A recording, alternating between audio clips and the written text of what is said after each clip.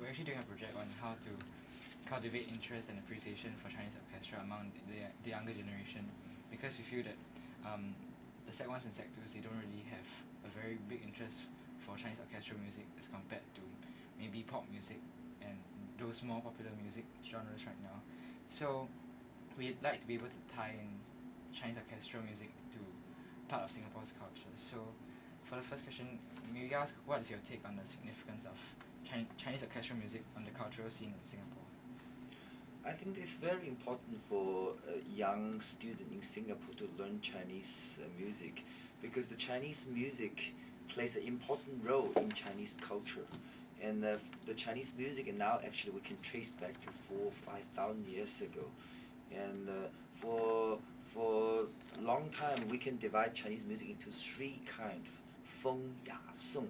Feng is the folk music, Ya is the scholars music, Song is the court music. And we have a long history of tradition and vocal music, instrumental music, instruments such as the xun, and ceramic, wind music, and dizi, like a guqin, like guzheng. These are very with a very long history, and for a long time, particularly during Tang and the Song dynasty, actually many poetry were written with music, and particular Song Ci, actually all the Song Ci, the Song poetry with the music, but unfortunately all those music get lost.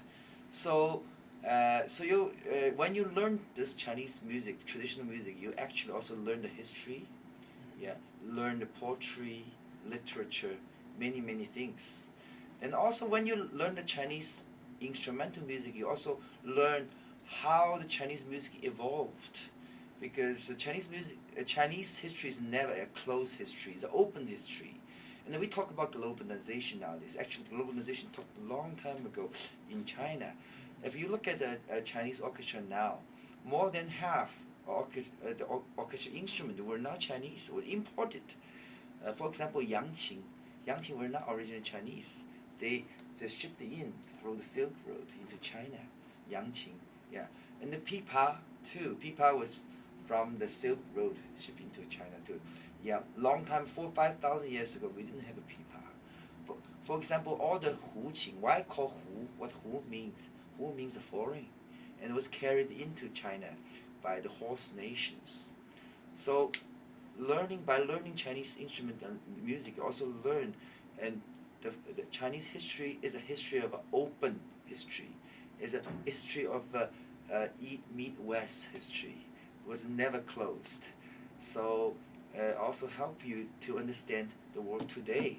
And you talk about today, eat meet west. Talk about globalization. Actually, we done a long time ago by our ancestors.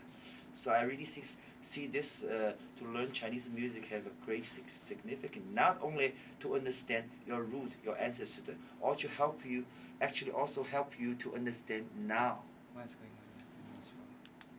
Okay. 可以吗？ Since Chinese orchestral music was first introduced, there were like original instruments, and then they have been modified over the years.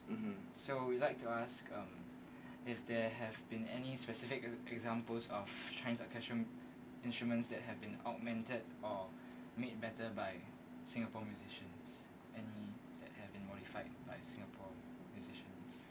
Actually, the modern Chinese orchestra you can see nowadays from Singapore, from Taiwan, from Hong Kong, China. They are relatively new. Many instruments were from 4,000 years ago, 1,000 years ago, but that kind of combination together actually it started from early 20th century. And in early 20th century in China, there are two groups of people. One group led by Liu Tianhua, very famous composer for erhu in Beijing. The other group of musicians led by Zheng Jianwen in Shanghai called Dateng Xuehui. And these two groups of people, they learn a lot from a Western symphony orchestra. Say, hey, the Western in Europe they can have a symphony orchestra. Can we combine all those small ensemble into a big orchestra? So they did a lot of experiment, but the Chinese orchestra like nowadays didn't happen until 1950. 1950 that Peng Xiuwen, Mr. Peng Xiuwen, Beijing, and a few people in Shanghai, they learned from Western Symphony Orchestra's structure. So for the strings, instead of a violin, viola, cello, they took all the huqi, erhu, zhonghu, and they later some of them invent model after cello, gehu, and instead of a flute, clarinet, oboe, bassoon, they use di, sheng, and suona, and then they also put all the entire percussion there with the Western timpani, xylophone, those things, but add in 大鼓、小鼓、什么铃鼓, that kind of thing. But one thing they add in that which the Western symphony never had is plug instrument. Actually in Europe they do have a folk plug instrument, like mandolin and guitar, but they never combine this instrument truly into symphony orchestra. But Chinese we did.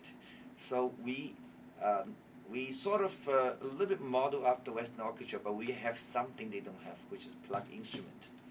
So finally, answer your question.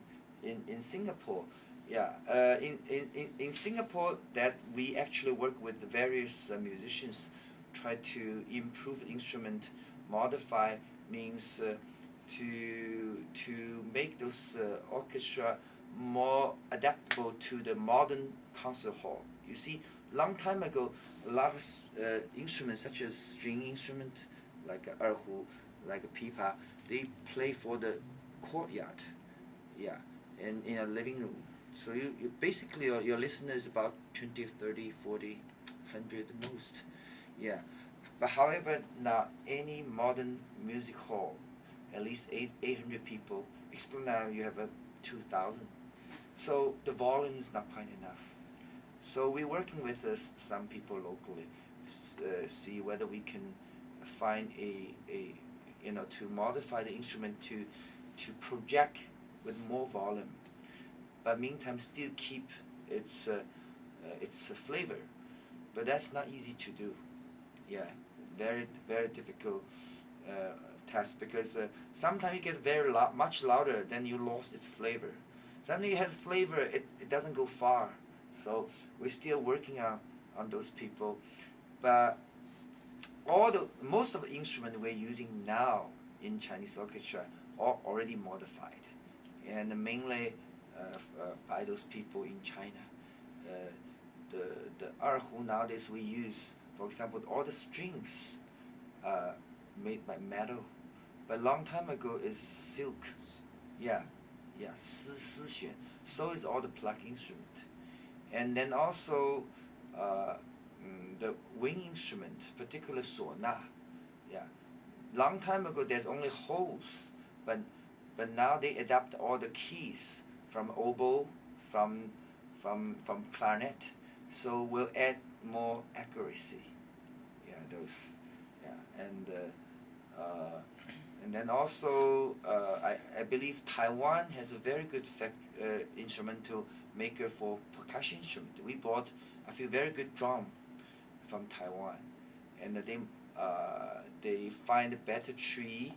They also learn something from Japan and Europe, America. So we found some very good drum from Taiwan. So to answer your question, yes, we are still doing a lot of those work, and I must say, got a long way to go. So do you see it being completed anywhere in the near future, maybe 10 or 20 years? I can't answer this question because the Chinese orchestra is a relatively young species compared to Western Symphony Orchestra. They start from 1600s, 1700s, now 400 years. We only start from 1950s actually.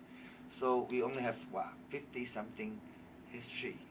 So it is not a settled species, and I don't want to settle it. Let it evolve, let it develop. So I would expect a bit longer than 20, 30 years to further develop. And that's why you can you see nowadays we still use cello. I didn't use gehu. Why? Because gehu is good product, but its song is still kind of on the dark side. It doesn't project well.